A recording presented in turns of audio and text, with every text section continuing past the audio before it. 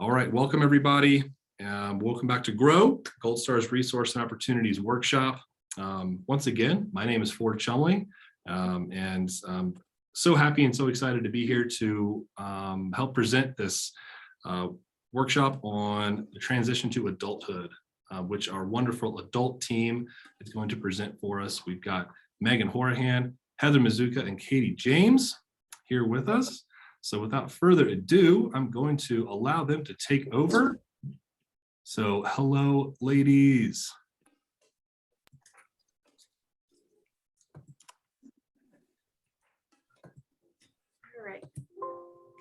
All right, hello, I'm Megan, and I am the Associate Director of Adult Services here at GoldStar. Super excited to be talking about kind of that transition age that all of our individuals experience at some point in their life, and kind of many transitions throughout their lives that they go through, but in particular, that transition up to that age of 18. As we know, that's when the individual is considered legally an adult, and we'll transition on to those adult waivers, kind of start those steps to what they want their adult life to look like. But I want to make sure that we all know that that's not a time to panic, that 18 isn't where everybody has all of their adult life skills set, regardless of disability or not, and that everybody should have a team that they work with to get to that transition point. I wanted to go through some of those team members and what that could look like. So one of the team members that's really important are individuals work with their CCBs, or community center boards. The state is moving towards those CCBs being the CCB within the county that you live in or the individual who resides in. That's North Metro, that's your developmental pathways, Rocky Mountain Human Services, DDRC, Imagine. And those CCBs will assign you with a resource coordinator. If you're not already enrolled on the CES waiver, it'll be an all new assignment. Some CCBs carry over resource coordinators, but as we all know, they transition quite a bit. So you will work with your resource coordinator to come up with the waiver and the different services that you'd be interested in. They're the people that you can ask about units or definitions. They also send out RFPs, which are requests for providers, and that just gives you an informed choice of the people you're choosing to work with. The resource coordinator really is that number one person you're going to work with to get services like to that point where they're ready to go. They conduct their annual service plan meeting. It should be done about 2 or 3 months before that 18th birthday to make sure their adult waiver is set. And then they'll be doing quarterly visits there on out. We also have agencies that provide advocacy, such as the ARC. I think they're a really important player for many individuals, as they are the completely neutral, non-biased. They are a wealth of information. Typically, the ARC advocates are going to join teams to support with particular issues or things that might come up that might need a little extra support. They work with service providers, the CCBs, RCs, advocacy at state levels. So I think they're really important people to involve when necessary. If the individual chooses to go on the DD waiver, they will have ongoing support to get on, they'll have support from that residential provider initially when enrolling onto the adult waiver. And the residential teams are hugely important to make sure that individuals are getting their medical needs met, documented for that service plan appropriately, that all of the human rights committee stuff is filed appropriately, that the individual is safe at home, that kind of all of that home piece is taken care of. They're also really helpful with the benefits side of things. And then during transitions phases, it's really important to work with that individual's current teams. So we always like when school teachers can kind of help with the transition, or behavior support that they're already receiving, speech, any of those therapeutic services, just to collaborate. Some of them will stay on the team past that 18th birthday, and some of them do not, but that way we know where the individual is leaving off, what worked, what didn't work, and just any necessary historical information that would help moving forward with establishing those goals and that the mechanism to achieve those goals. So kind of how to prep for this transition. There's not like one set day and age where you have to be meeting certain criteria. I think it's really important to remember that you do have some time. Typically, if you start really thinking about this when the individual turns 16, you're doing okay. Like you're on the right path. You know that the 18th birthday is coming. It can be kind of difficult to really think about that transition into adulthood, since many of our individuals will participate in school programs until 21. One of the timelines to know is that before the individual turns 18, you will want to work with the CCB about 2 to 3 months before that birthday to complete the SIS assessment, support intensity scale. That'll give a level, which is level 1 through 6, which associates that service rate, or SPAL cap, spending cap, essentially. Those SIS assessments can be really, really hard, and they're good to prepare yourself for that. They're really thinking about like that worst day situation. They also take a long time. They take anywhere between an hour and 3 hours to complete. And they'll ask a lot of those questions about like, if somebody else were to care for your individual, what types of supports would they need and what's really, really important. So that's a big meeting that comes up. And then you'll want to prep some of this stuff for like Social Security and whatnot. You also want to think about guardianship at that time, whether it's important to have guardianship right away on their 18th birthday, or if it's okay if, you know, during that first year or so, if you apply for guardianship, or if the individual will remain their own guardian, which is quite common too. But say we have about 50-50 of our adults split between being their own guardian and not. At 18, like right away on the 18th birthday, they are considered an adult in the state's eyes and therefore have all the adult rights that anybody else would have. And that's kind of like what you would deem age appropriate for an 18-year-old to have access to or not have access to. So you'll want to think about those rights restrictions that maybe have been in place since they've been a child. Commonly, it's maybe locks on cabinets for safety. Any sort of psychotropic medications would be reviewed. And so that's where the residential team really comes in if you're working with one to assess if this is totally necessary and we need to make sure have all the paperwork in place and apply for that HRC right away on day one. Or if you're going to start working to remove some of those restrictive procedures.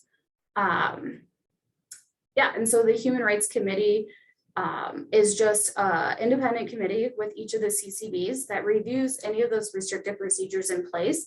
Sometimes they have follow-up questions. They want to know about therapeutic doses of medications, and usually they're people that you want to work with to ensure least restrictive procedures in all cases.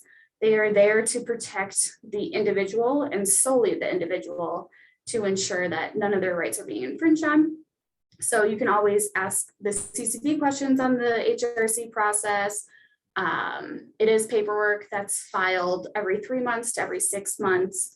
And yeah, they are usually there to answer any questions.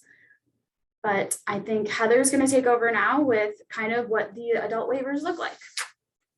So, hello everyone, I'm Heather Mazuka, and yeah, I'm going to touch on the 2 different waivers for adults.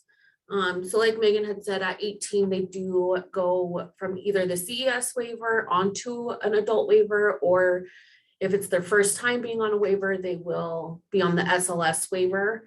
The 2 different waivers is the DD waiver and the SLS waiver. The DD waiver, I know we're in favor of just because it does allow for more services.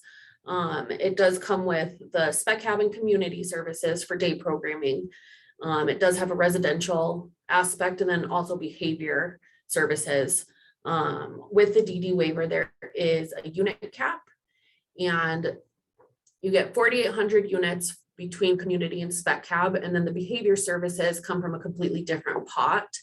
So you do get a fair amount more services through the DD waiver as far as those go. With the SLS waiver, you get a spending limit, and each CIS level really dictates how much you get for that spending limit.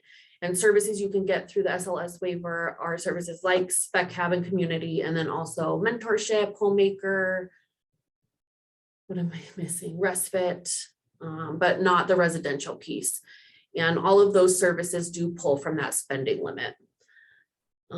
As far as if you want to choose the DD waiver before you're 18, it is important to be on a CES waiver. If you're not, you do have to go onto a wait list for the DD waiver, which can be up to about a 15-year wait. And you would have to be on the SLS waiver unless you're transitioning from CES, you can go straight to the DD waiver. There's a lot of information on the different waivers that we can answer for you. Your RC is a really good person to talk to about that as well. As far as like SSI goes, Megan can answer a lot of questions on this, but it is something that they can apply for. You will have to be 18 years old to apply for that. Something that's really important for that is that they have to have expenses, which is most commonly going to be rent that they are paying. If they don't have any expenses, it is tough for them to get SSI. Yeah. Anything to add on the SSI piece? So there was a question, Barbara asked two good questions here. What age does EPSDT end? And Barbara, you did have the right initials. So she was wondering, she got it right, she did. So at what age does the EPSDT waiver end? Yeah, that's actually, it was going to be my next point, is EPSDT funding ends at 21 years old. And so at that point, behavior services with EPSDT end, and they have to go on to the waiver. Gotcha. And there's another question here. I think you may have just hit on this, Heather. She says, do you know where I can find the rule that a person on the DD waiver has to get for SSI, SSDI? I think you mentioned the expenditures. Is there anything more there? To get SSI. Right. Ooh. So I think one of the interesting parts of SSI and applying for SSI is that it's a little different for everyone. I've seen the piles of paperwork cut in half, that they've been sent a lot of unnecessary paperwork, and parents are trying to complete it all. The best resource, the SSA website is pretty minimal. The Center for People with Disabilities, who are based out of Boulder, but they will work with people in different counties, are extremely knowledgeable on SSI benefits. There is, they'll look at income, they will look at expenses that the individual has in any combination of their such to create what they get for SSI. So to be honest, I am not totally clear on how they come up with the amount. And we've seen people denied 1 week, and then we haven't done anything to file paperwork, and then SSI will send a letter correcting it.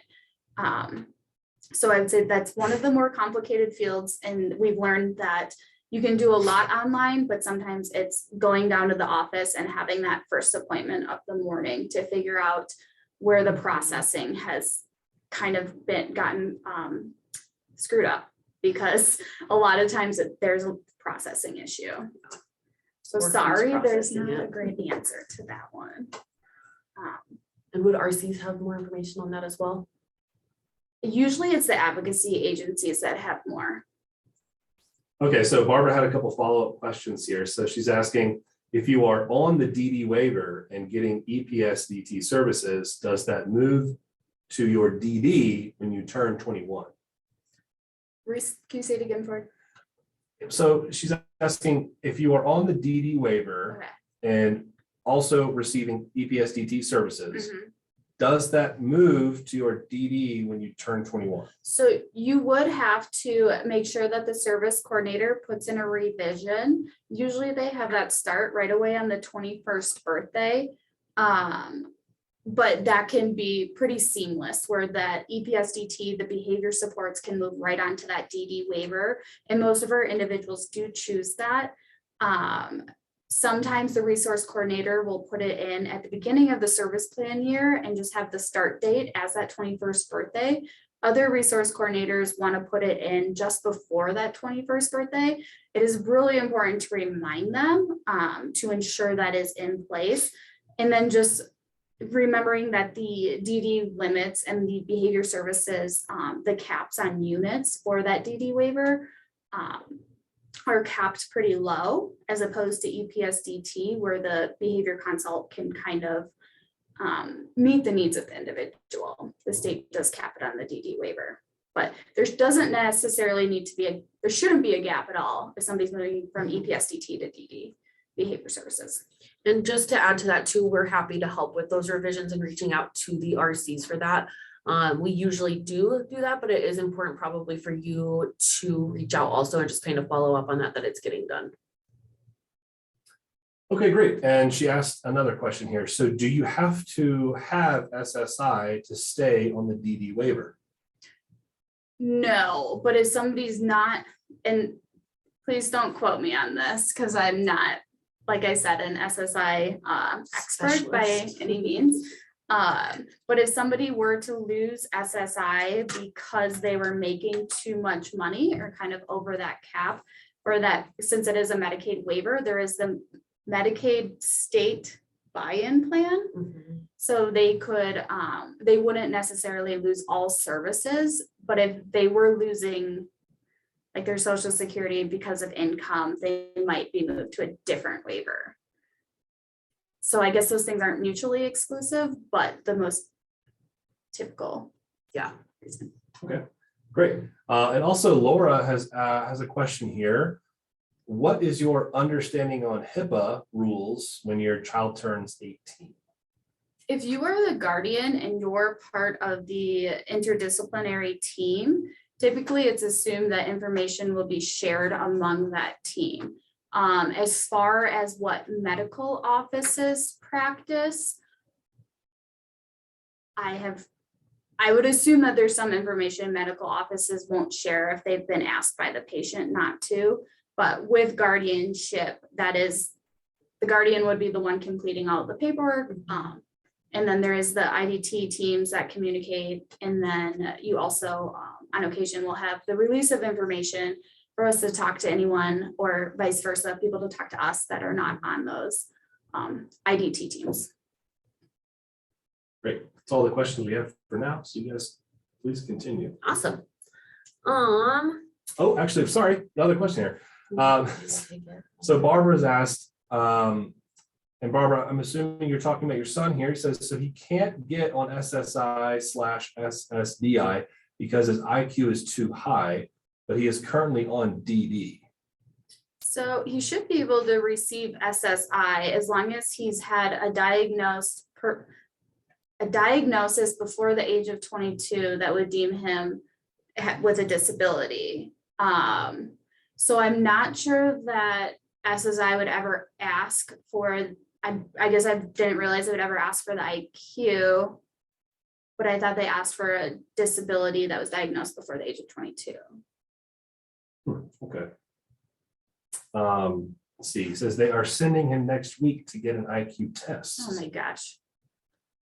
Interesting. I'd love to look into that. And then maybe Barbara, I can reach out separately to send you some different resources that would have better answers. Yeah. That's definitely. Absolutely. Yeah, Barbara, we Perplexing. will reach out and clarify some of these concerns more personally. But thank you so much for your input there. Laura had a follow-up question. She says, could you have access to medical information if you have a POA? Power of attorney. Okay. Yes, typically, well, the way it's worked with Social Security in the past is the individual might need to be present to grant consent. And obviously we work with some people that are nonverbal, but they do need to see that person. With the doctor's office, I believe that you should be able to initiate and like prove your guardianship to have that communication. Okay. They should have some paperwork for you to complete if you are guardian or power of attorney or medical power of attorney. So. Okay. Great. That's all the questions for now. Cool. So we're actually going to pass it over to Katie so she can kind of touch base on GoldStar and the services we provide to adults.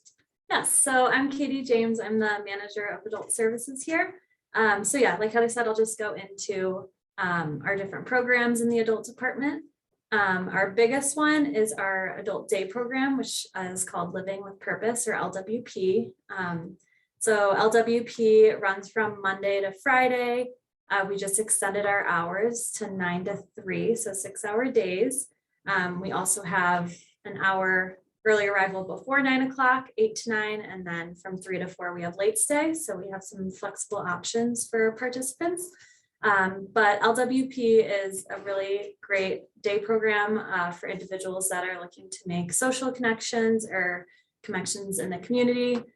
We have a pretty wide range of participants in our day program. So it's very individualized. So depending on what the participant wants to work on during their day, whether it's here at GoldStar or in the community, we kind of individualize their programming to fit their goals and their needs.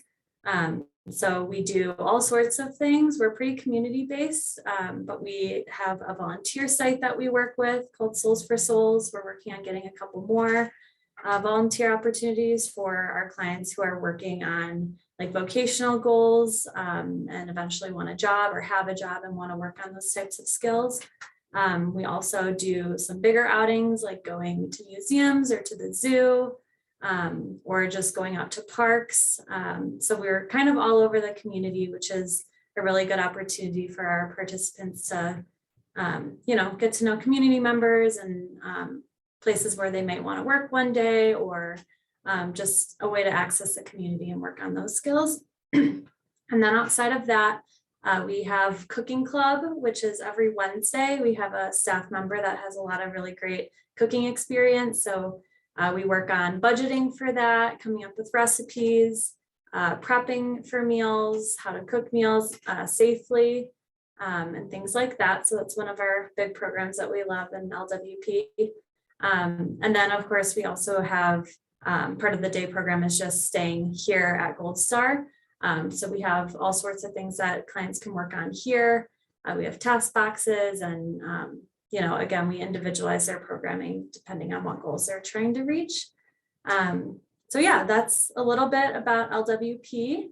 Outside of day program, we also have behavioral services. So we have our own adult BCBA. Her name is Becca. So she provides services for clients who want behavior. That can be done in LWP, after LWP, or in home. And then outside of that, we also do some mentorship and homemaker, which can again be done here or in home. And we also do job coaching. So we have a vocational program. So for clients that do want to obtain employment in the community, we will have staff work with them to do that and to be on site for their job if needed. And then another piece I wanted to hit on too was transportation. Majority of our clients in the adult department, and especially in LWP, use Accessoride, which isn't perfect, but it is a good resource for clients, especially if they don't live super close to the office. On some occasions, our staff provide transportation, but Accessoride is definitely the better option since we can't provide transportation for everyone. But yeah, did I miss anything? I think so. Yeah, it's definitely a fun program, and I think not minimizing the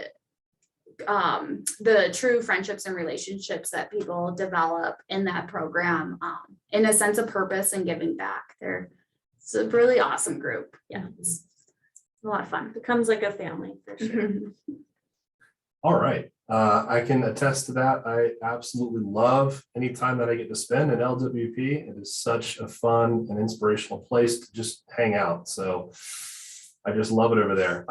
We've got another question from Laura. She says, my son is not quite ready for LWP. What other services do you offer for individuals who are between 18 and 21 who are not ready for your LWP program?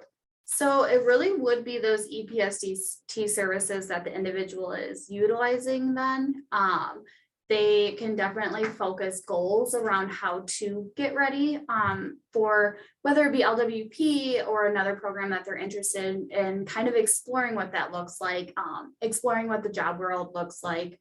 But primarily that is our one-on-one EPSDT services. Okay, great. We'll open it up for more questions, and if there aren't any questions readily available now, we will go ahead and close this out. Okay, here we go. Laura's asking, what about summer camp programs for that age range, 18 to 21? Yeah, so since 18-year-olds have aged out of the summer camp opportunity, that is where they are coming up with the individualized programming. I don't want to speak for any consults or any individual clients that I'm not familiar with, but kind of working on that skill acquisition. And important to remember that just because they might be staff one-on-one utilizing EPSDT, that they can still group up with other individuals within that age range, which we do have some of, but definitely looking a little bit more towards the future as opposed to a strictly like leisure summer camp type setting.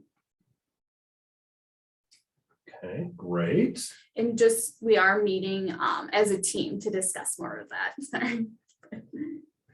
Cool. Yes, and she's also asking, what suggestions do you have to prepare for the SIS interview? That's a great question. I would say GoldStar has mastered some of the SIS assessments because parents are so incredibly prepared and consults are so familiar with them at this point. They will ask you, sorry, I don't know how to do that. They'll ask you a range of questions in different categories, and they typically are around what type of support the individual needs. So just supervision, hand over hand, and then how much time that takes. So I think the biggest thing for parents to prepare for is that it can be really hard to have those conversations. Like I said, think about it on the worst day possible, after no sleep, just a rough night, or it's loud out and everything is going wrong. How much support would your son or daughter need to complete those tasks? And also think about the person performing it being a typical direct care staff, not mom or dad or brothers, or anyone who's been involved with this individual throughout their life to support them. Think about it being somebody that does not know who they are.